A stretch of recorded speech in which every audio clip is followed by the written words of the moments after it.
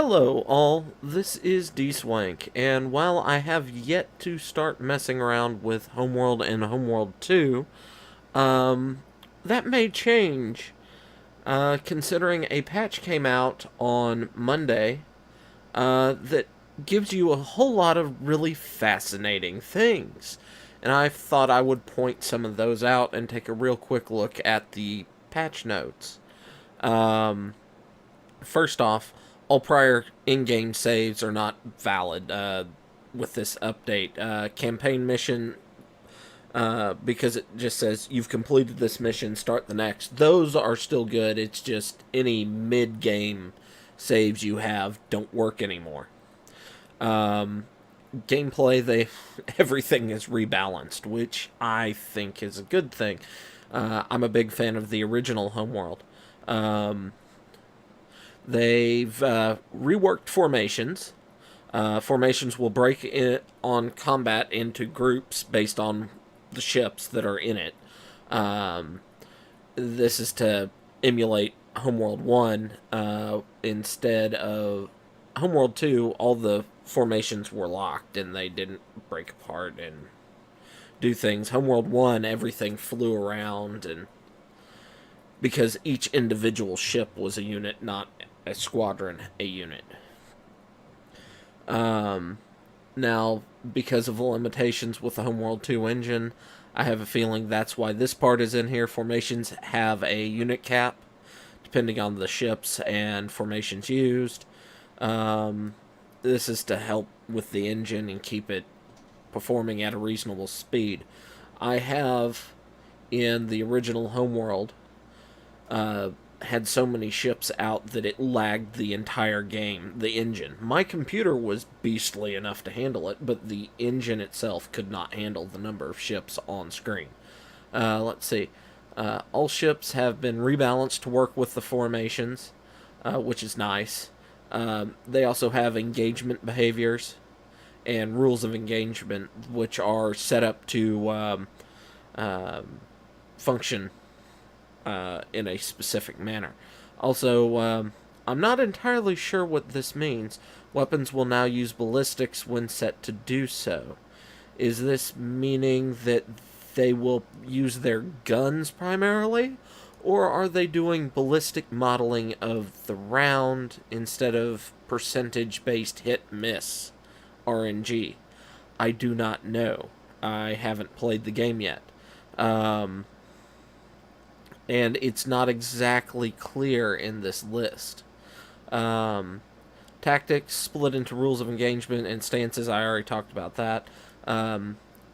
These are kind of... I really like this because this is what the AI was functioning like in the original Homeworld. If they saw it, they attacked it. Ships retaliate against attackers of allies and themselves. That's nice. That's completely passive. So that's nice. That's really good for salvaging. Aggressive strikecraft receive bonuses to weapon damage. Evasive bonuses to speed, acceleration, and reduced damage. So these two kind of function the way they normally did. Normal power, no bonuses or penalties. This is cool. Ships will now automatically try and fly away from large ships that are about to explode, meaning that splash damage on the exploding ships means something. So, this right here in quotes makes me think they upped the damage that exploding ships do. Ship docks hold more ships to kind of like carriers hold more, things like that. Also, the unit cap has been reworked, and it to make it feel better. And this is nice. It allow a more flexible system for modders. Had some map reworks. Swarmers now refuel much more efficiently. That's nice. Waypoints can be turned into a patrol circle, which is nice. Um, the Homeworld 2 mission with elite bombers, they're actually given correctly now.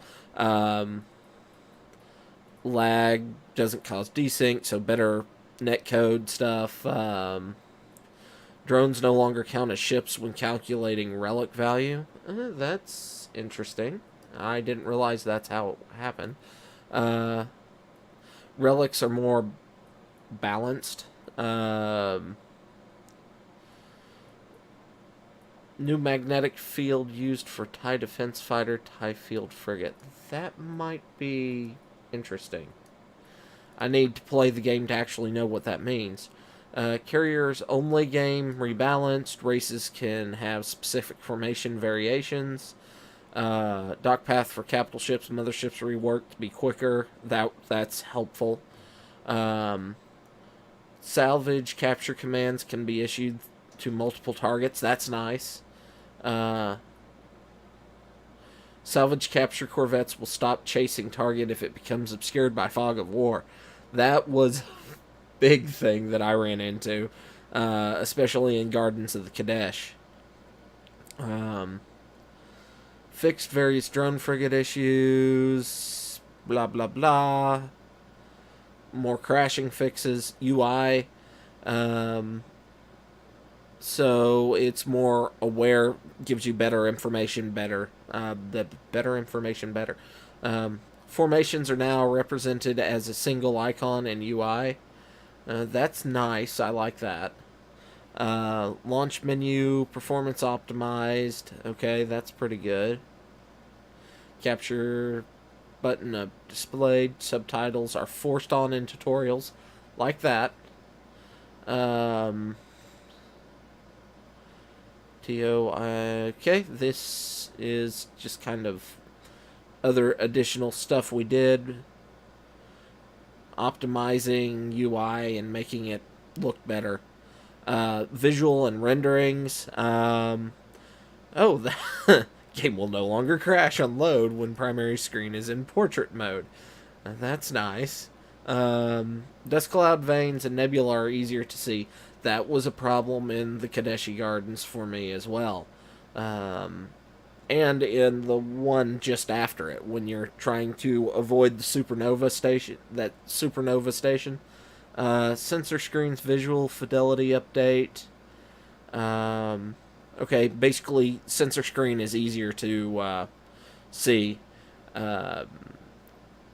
Let's see. Lens flares work right. Engine glow. All this slightly improved visually, and it runs better on your machine. More just command line stuff. Capture and latch points. Okay, that's nice. Sun and that's nice for mission 2. Sun and flare align correctly. Performance updates, things like that. Okay, we've got some modder information as well. Scenario systems, that's nice. Drop down menu control. Ship turrets are instanced. Ooh. That is interesting. Ship performance and behaviors can now be modified depending on what stance they're in. That's that's kind of given. That's kind of fun. Flight maneuverability for more intuitive behavior. That's nice. The original Homeworld 2 Classic requirement for a ship to be mine-laying capable before it will consider firing at missiles, torpedoes, mines has been removed. Oh, additionally, all missiles, torpedoes, mines have been separated from generic attack class projectile to provide ease of use for mods authors wishing to create ballistic anti-missile torpedo defense systems. Ooh, that's nice. Let's see. Addressed issue with classic mods, So yeah, that's the update that came out. Um, I'm. This to me says a lot. I mean, how long it's been? A year plus a little bit, I think, since the game came out. It didn't sell as well as people had hoped, but they're still supporting it, and that gives a huge boost towards the possibility of a true Homeworld 3. So, this is a really good sign in my opinion. And yeah, so I will wrap this up. I hope you enjoyed my brief view of the update, and I will see you next time. Until then, bye bye.